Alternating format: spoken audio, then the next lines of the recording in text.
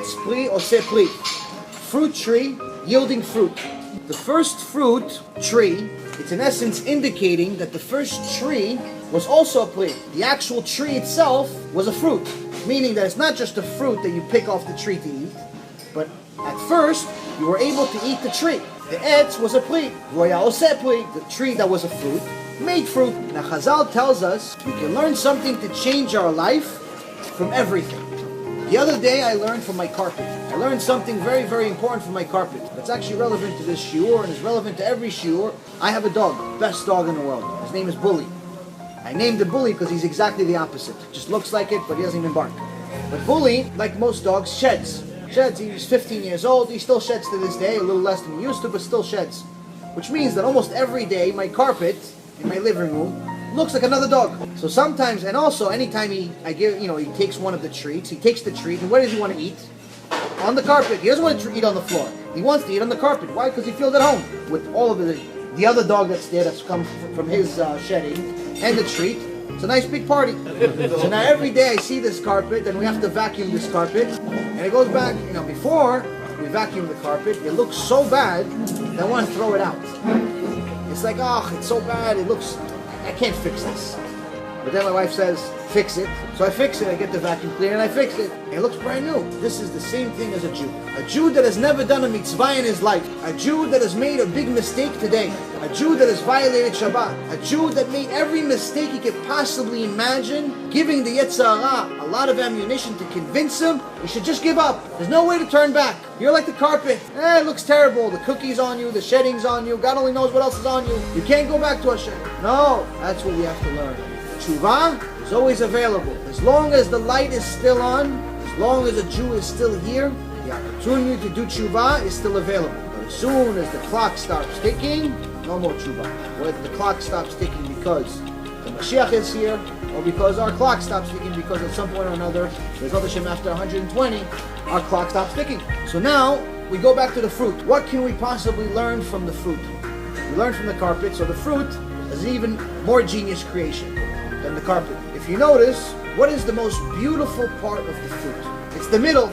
It's the middle of the fruit. If you cut the fruit in half, you cut the apple, we'll use an apple as an example, you see the beauty of the creation. Why? Because from when you cut it in half, you see all of it. You see the peel on the outside that's protecting it. You see the body of the fruit. And then you see the shell that's protecting its precious jewels, which is its seed, so it can continue reproducing. It shows that this is not just an explosion. There's obviously a system here. There's logic here. This could not have come from some explosion, because if you look at every single fruit, it's different than the other. But many of them, all of those that are on that picture, including vegetables, have one common denominator. They don't all look the same. As you can see from the pictures, they're all different. They don't all taste the same, obviously, as you all know from experience, but they all act the same as soon as you peel them. As soon as you peel an apple and you just leave it there, you peel an apple a little bit, what happens after you peel the apple? It becomes dark. Here's what we learned from the apple. Hashem gave us precious jewels like our neshama inside. He also gave them a body, like our body. But to protect the neshama in the body, He gave him the peel. He gave him the peel because the peel has to hide what's precious. This is no different than a Jewish woman or a Jewish man. What ends up happening to the apple is that as soon as you take off its clothes, it becomes dark. Why is it becoming dark? Because it's shy. It's embarrassed. You're seeing its inside. This is one of the lessons we need to learn for Jewish men and for Jewish women. Where unfortunately today, it's common for women to walk around half naked and for men to think nothing of it. It's normal. There was one time a party that a guy had, and he invited his rabbi, and he was telling a group of people that, hey, listen, Rabbi, we're, want to say goodbye. We're going on vacation. The rabbi said, where'd you go? Where are you going? He goes, I'm going to the Bahamas. Go on the beach, hang out. He says, you're going to the beach with your wife? He goes, yeah. Your wife dresses like everyone else? He goes, yeah, she wears a bikini, no big deal. Can I see the bikini? Can you ask your wife to come down and show me the bikini she's going to wear for the Bahamas?